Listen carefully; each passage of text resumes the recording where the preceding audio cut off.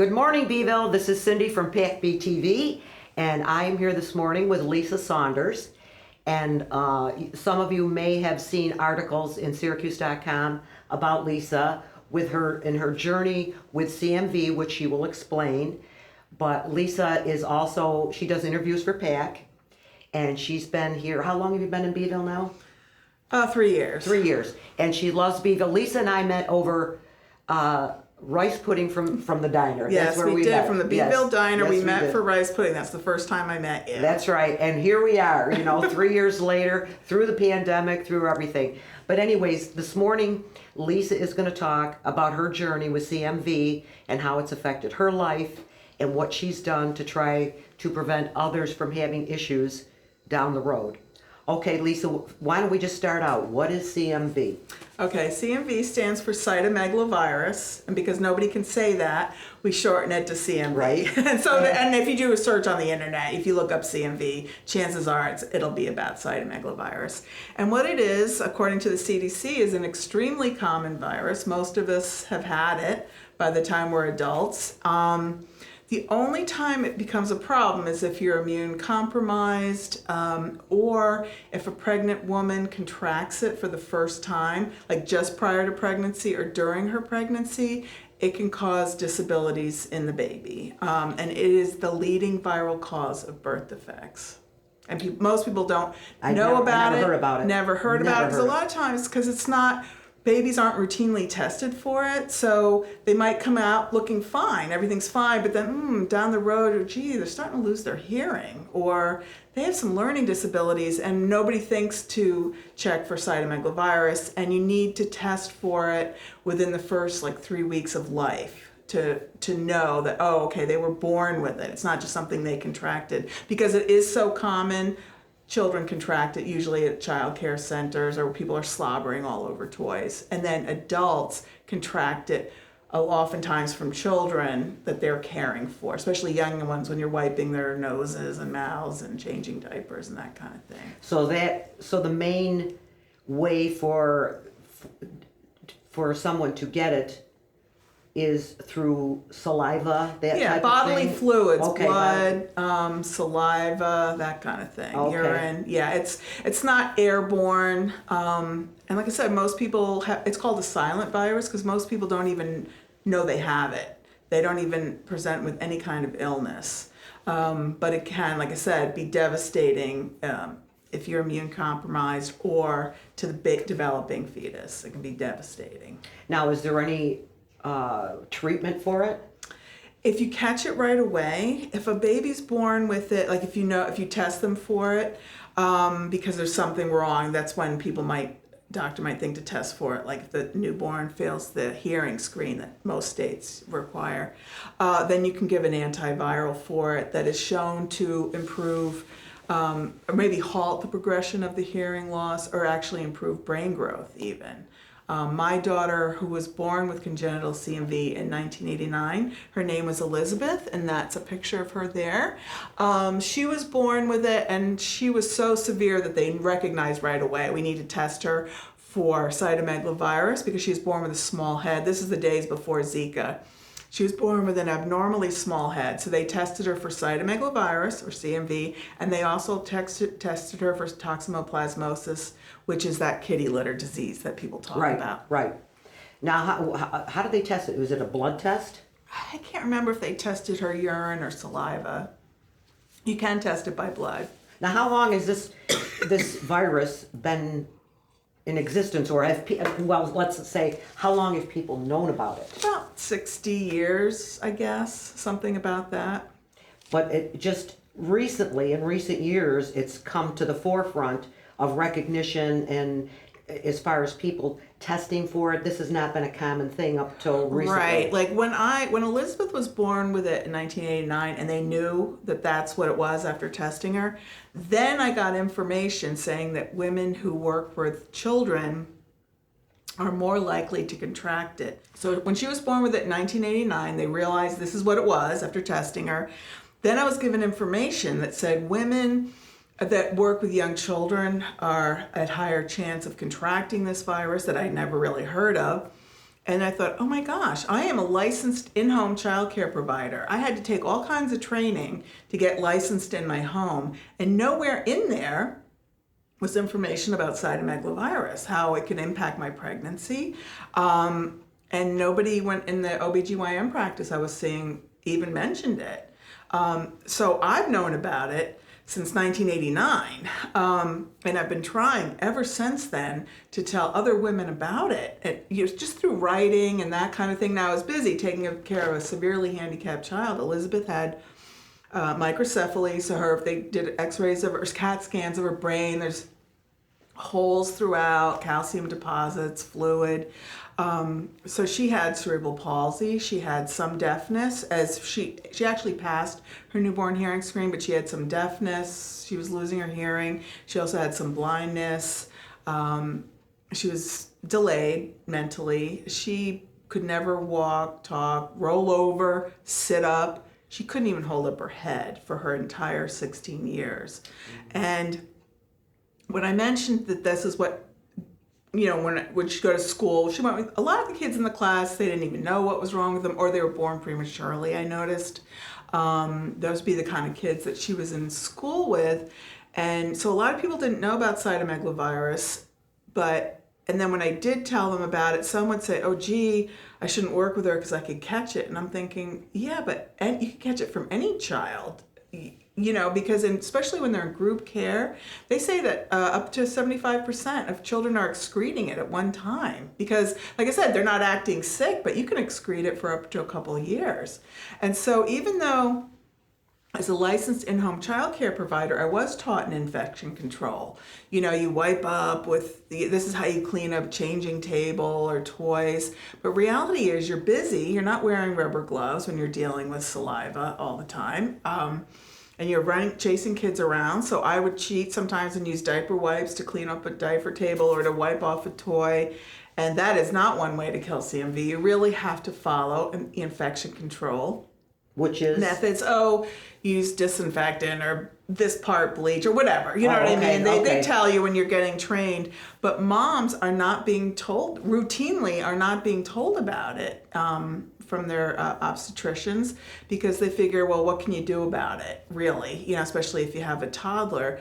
But women are very upset when they find out that their child, because if they have a toddler, especially if they have a toddler in group care, they are much higher risk.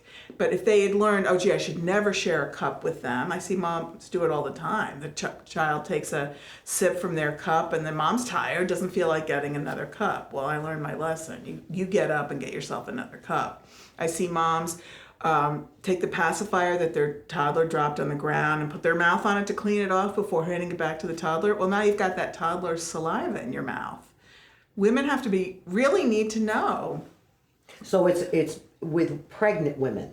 Or just before pregnancy. But 50% okay. of pregnancies are unplanned. So that's why I feel like this just needs to become general knowledge even before you become pregnant.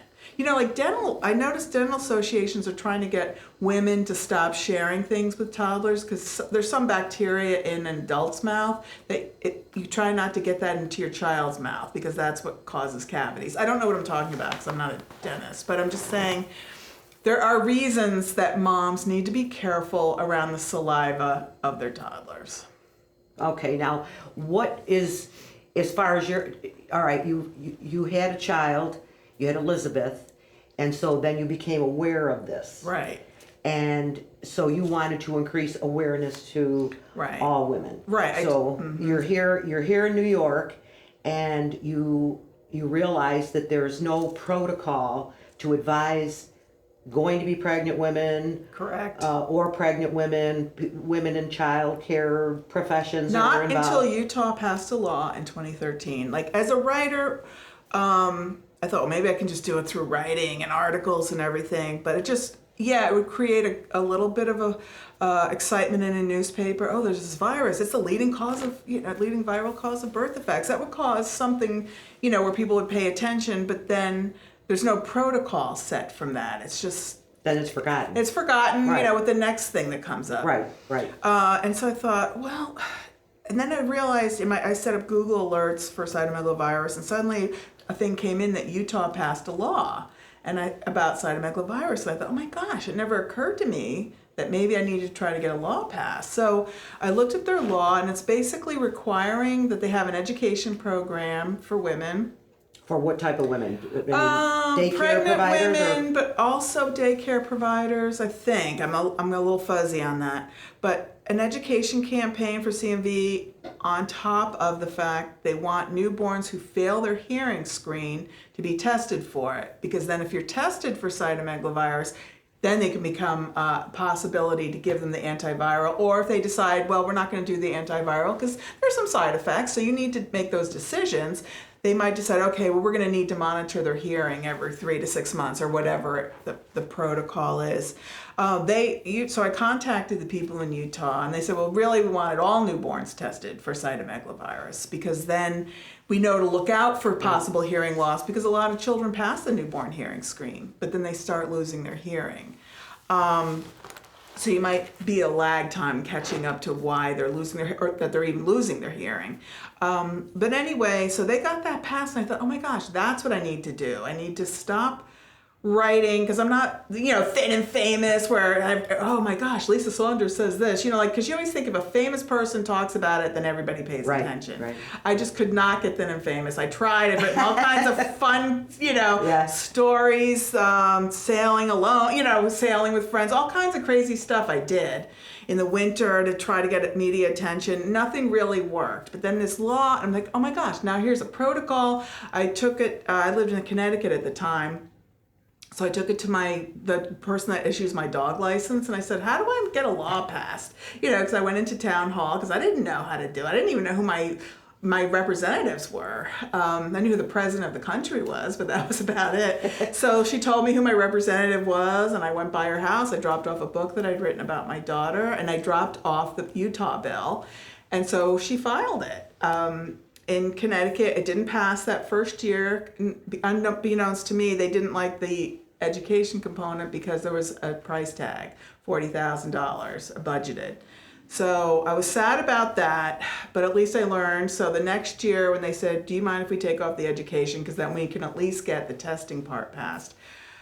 And I said, okay, it's something. I was depressed about it because this is a lot of work. When they're in session, I'm almost full-time contacting every legislator in the state. Anyway, so then Connecticut passed that. They became the second state in the country to pass, we'll test a newborn for it if they fail their hearing screen. And that helped raise awareness a little because then they have to put information out there. What do you do if a child fails their hearing screen and they test positive for CMV? So some awareness was raised, but I was still getting, I got a letter from a Connecticut grandmother who was devastated that her grandson was just born with congenital CMV. The child's mother worked in a daycare center. As a volunteer, she was interning from high school. She had no idea she was putting her pregnancy at increased risk for this virus. So I moved to New York. And then I thought, well, New York in 2018 passed the same kind of bill, a targeted testing bill, meaning if a child fails their hearing screen, they'll be tested for cytomegalovirus. I moved to New York and I'm thinking, okay, what can I do to up this? First of all, who got that law passed? And then how can we get education passed? Because I couldn't do it in Connecticut. What can I do differently to get education out there? So first of all, I thought it was interesting that the legislator who was behind the 2018 bill, she only did it without all these parents and doctors crying and weeping and wailing for this bill. She read an article in the New York Times and thought something has to be done. And I thought, oh my gosh, so there is a point to getting media attention because the right person might read it and do something. So I got in touch with them and I said, there really needs to be education to prevent it in the first place. And I explained what happened to Connecticut, and I got people in New York interested in promoting this bill, local legislators. You get co-sponsors. I was calling every legislator in the state of New York. It's a lot of work. I can ask other people to do it, but women that are taking care of their children born with congenital CMV don't have time to be doing all this calling and campaigning. And doctors are busy, and a lot of people have never heard of it because by the time their children and their family have learning disabilities or hearing loss, they don't know to test the baby for CMV because what you have to do if you don't know right away at birth, is that you have to make sure the state stored that dried blood spot, it's called. The baby's pricked on the heel, they take some blood and they test them for, 40, 50 different diseases. That is one way to find out, possibly, if it's accurate. So anyway, I got doctors and some parents interested in the state of New York. Yes, let's try to get something passed. And then after a lot of negotiating for how the bill is worded, we couldn't get it passed that daycare providers or doctors providing prenatal care would discuss it with their patient, but we got it passed that they would hand information created by the Department of Health. So that bill goes into effect in May of 2023 or the end of May.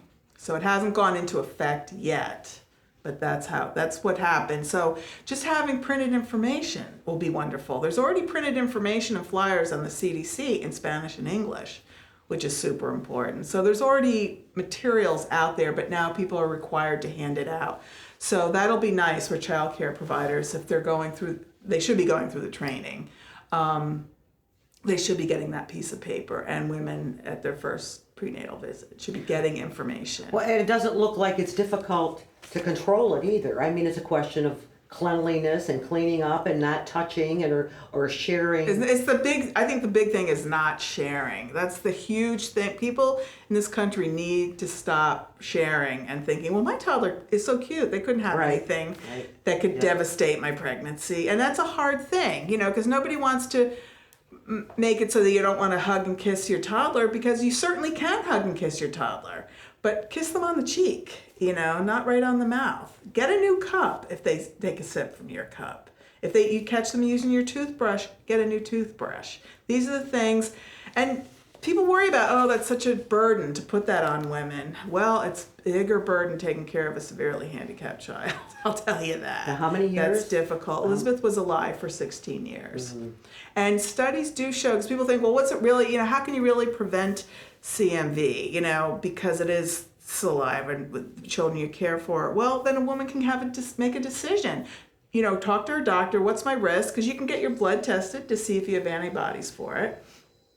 So if you have antibodies for it, you might say, okay, I'll still work in daycare with young children. I'll still be careful because there are different strains of cytomegalovirus, but supposedly the fetus wouldn't be as impacted if you caught a different strain. But anyway, women need to know so they can make some decisions. They can make a decision, do they want to clean off their toddler's pacifier with their mouth? When, maybe I should reduce the chance of, putting their saliva in my mouth.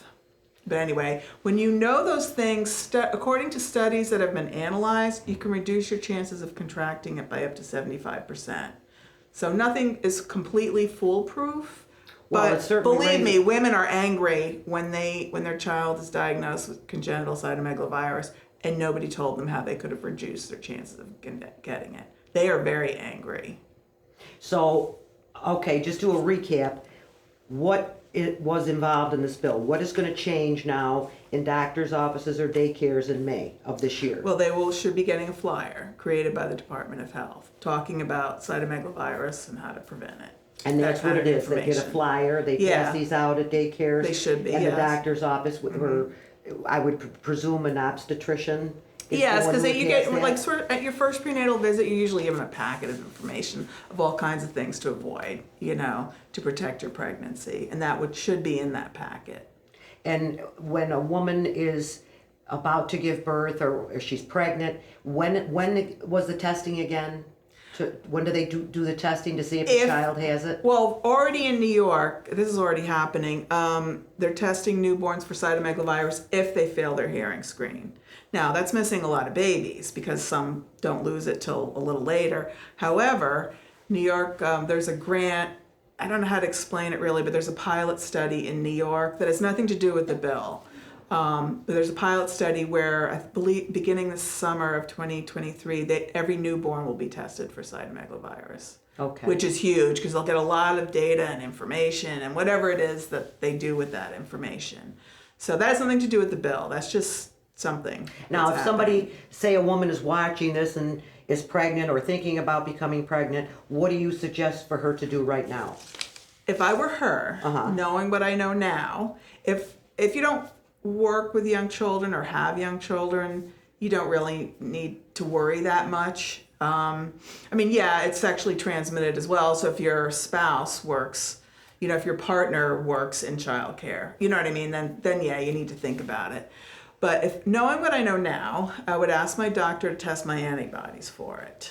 And if I didn't have any, then I would certainly think twice about professionally caring for young children that you're going to have to be wiping up after. Or if I worked with them, I would really be following the infection protocol with the rubber gloves. You're not usually doing that in daycare, but I would, if I was somebody trying to get pregnant or already pregnant. Well, it's a small price to pay for the potential ramifications. Oh my gosh. It is, and you can, obviously you speak from experience on this, the devastation and what you have to go through, and the simple solutions basically. Right. To prevent this, control it, have it diagnosed quickly so, the doctors can do whatever they have to do with the antiviral to assist an affected child. So it's a very small price to pay. Believe me, really, it is. very Now Elizabeth's case was severe. There's a big range. So a lot of the most common disability is hearing loss. So then there's cochlear implants, and these are expensive medical costs, but it's not the end of the earth. I mean, it's easy for me to say because I don't have a hearing loss, but I'm just saying. In most cases, that's what's involved. But if you're as involved as my child, there were a zillion things I had to do, a zillion doctor appointments and therapy and just a lot. Well, it's all consuming. It's all consuming, and I loved her just the way she was, so it's not like I regret anything about her life. But if I had been given information about it, that would have been nice, that I could at least try to have protected her from this virus. Right. And they are working on a vaccine, but again, drug companies need more data. There's just a lot that needs to happen. It's in the herpes virus, so it's like a shingles. It's in the herpes family. I forget what they call it, like chicken pox is. So it's not shingles. Like genital herpes, but I'm just saying it's like chicken pox. It's a tougher vaccine, I guess. But I don't know enough to. All right, so we're talking about the potential preventative things that you can do for your child, your unborn child, or to be a unborn child. Now, what are some of the myths about this virus? That it's rare. I guess it depends on your definition of rare, but according to the CDC, 1 out of every 200 newborns is born with congenital CMV. I think that's quite high, 1 out of 200. Now, only 1/5 of those will have permanent disabilities, but still, it's not. I don't think it's that rare. No, it doesn't sound it at all. Right. So, so that's a myth. When I told somebody in the health field, a former, she was retired, but that I had it. Oh yeah, it's sexually transmitted. Meaning like I was a woman on the streets having indiscriminate sex with everyone, I was like, well, actually most women, I think, get it from toddlers. You know what I mean? Like people, they still, or the other myth, they think it's the kitty litter virus, which is toxoplasmosis, and it's not that. Similar devastating effects, but it's not that one. So that's a myth. It's a myth that you can't prevent it, especially if you have a toddler at home. I think that's a myth based on studies that are out there. So I think those are some of the biggest myths. And when she was about 15, I think a teacher didn't want to work with her because she was born with it. And I'm thinking, I didn't have time to try to dissuade her. She's actually not the issue. It's all children that you work with. When you're wiping up saliva, first of all, she's older, but still it reactivates. You can be excreting it off and on for the rest of your life. You know what I mean? So you need to be careful around everybody's saliva. Which is not a bad idea anyway. Right, because there's probably other stuff out there that we don't even know about. That we don't even know about. Right. And it's hard because like if you're sitting somewhere at a restaurant with good friends and they're like, oh, do you want to try my whatever? Because they're being friendly, and I'm like, I don't want them to think I think they have cooties, But I've learned from the past that they'll say, oh well, I'm not sick, and I'm thinking, Well, cytomegalovirus doesn't make people sick either. Most healthy people, it doesn't make them sick. So somebody could tell a pregnant woman, oh, I'm not sick, have a sip of this. I'm thinking, oh my gosh, because we don't realize. No. It doesn't bother us, but it certainly could bother somebody who's about to have a baby. Well, I think this is very educational, very, very important. Now, we're the third state in the union that has done something. Oh, now, for or education, that's a good question, because other states have since passed education, like Iowa or Idaho. I'm a little fuzzy now, but other states have nationwide. Oh, it's not nationwide.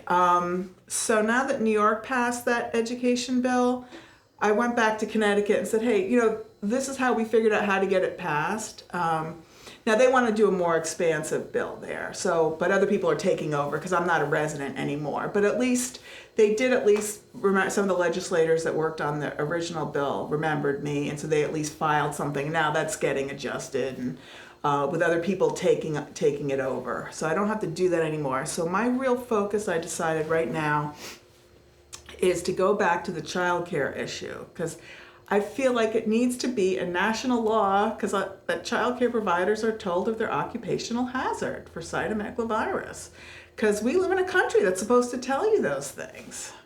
Well, I think it's very important because, again, the solution is really so simple. Right. It's particularly after we've all been through COVID.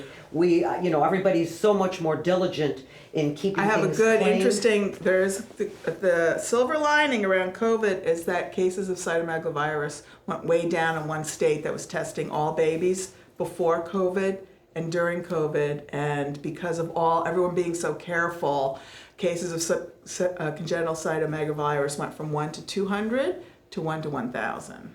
Oh, well, I guess some good did come out of... Right, so it really, there are things you can do. Well, it's proof that it worked, that it does work, because obviously people weren't interacting. Now there's We're all less child isolated. care issues, so that's the thing now, because I think the child care industry, it's one of those inconvenient truths about the child care industry, but I just feel like it's a woman's right to know that, okay, am I at risk for this? And what do I do about it? Do I ask to be transferred to kids over the age of 2, or do I just try to get something else? Or that means you have to be super careful. And usually professionally, it's a lot easier professionally, I'm sure, to be careful around other kids' saliva than it is your own child. But anyway.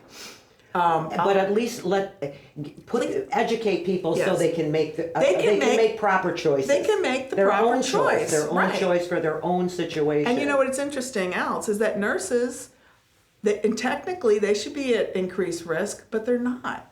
They are not at increased risk according to studies, and that's because they're constantly trained in infection control. Well, there you go. You know what I mean? And they have an idea of all the Yeah. horrible things that are Yeah. out there, and they are not at increased risk. So, you know what I mean? So you can still continue on doing You can what live you your do. life. You can Just live your with- life. with- You just with- have to be careful. a Like few no more longer, precautions. if you're at a child care provider with toddlers running around, I wouldn't clean up slobbery toys and then go grab a cookie. You know what I mean? Because I could have saliva still on my hands. Right. Because I think it doesn't live forever on surfaces. But I'm just saying I know a lot more. I would, and because volunteering in a church nursery, if I knew that I didn't have any antibodies for it, I would probably pass on doing that until I had a child, until my baby was born. So but it's nice to know. In other countries, in Germany, if you work in the child care industry, you're tested for antibodies, and if you don't have any, you are actually forbidden to work in child care. Wow, that's not a bad thing, really. And in Australia, and that's not something that would fly in this country because pregnant women have rights to do, I don't know the rules, but I'm just saying, but in Australia, probably because of a lawsuit that most cases are settled out of court, so you don't really have a good thing to scare you enough to tell women about. But anyway, Australia, it went to court, and this daycare provider was awarded $4.5 million or something. I don't know what it means in Australian money. And so as a result, cytomegalovirus is on their website, and they give you a choice, to work with children over 2 or something, I forget. But I'm just saying other countries are figuring it out, what to do. Well, I hope that the rest of our country figures this out. Now, in closing, Lisa, what do you want to say to women out there that may become pregnant, are pregnant? What would be your words of wisdom to these women? I would say ask your doctor. First of all, if you've had a miscarriage, find out why before getting pregnant again. Because I think that I probably had cytomegalovirus in the miscarriage I had before I got pregnant with Elizabeth 3 months later. So if you find out a miscarriage was from cytomegalovirus, then you will know to wait to get pregnant until they tell you a good time to try again. Mostly just talk to your doctor to find out what are your risks, what should you do about it to reduce your chances of contracting it. That's really all I have to say. Okay. Just knowing about it is key. Oh, and the other thing that kills me, my friends know what I do, so they'll tell their pregnant daughters, oh, Lisa says, be careful, CMV. Ma, if it was a problem, my doctor would have told me. That's it. That hurts to hear that. Because people are always warning you of all kinds of weird things. Right. Well, and there's a million things that can worry you. This is real. They may have decided not to talk to you about it because I found out the medical school downplays it. Because like I said, not everybody's tested, so they don't know. You know what I mean? It's just education. You agree that education and awareness. Yeah. This is what we have. That's key. That's key here. That is just key. So. Well, I think it's wonderful that you went the extra mile to get this legislation passed because I think it's critical. It's very important, and if it can prevent one woman from going through what you went through, then I figure it's a success. That's what I figure. This is my passion. I spend a lot of time in it. But even if I can just prevent one, this baby will never know what they were. That's right. But I'm just saying. And I'm hoping that women are thanking you for what you've done and for educating them and to become aware of this potential hazard. But if anybody has any questions, you can send them to us at info@pacbtv.org, and we can pass them on to Lisa, and I'm assured that she will get back to whoever has a question. But thank you so much for coming and making us aware of this situation that I really, I've gone through this with you. Yes, thank you. But it's so nice to see it all come to fruition. And again, thank you, and all you women out there, thank Lisa. Thank you. Thank you, Cindy.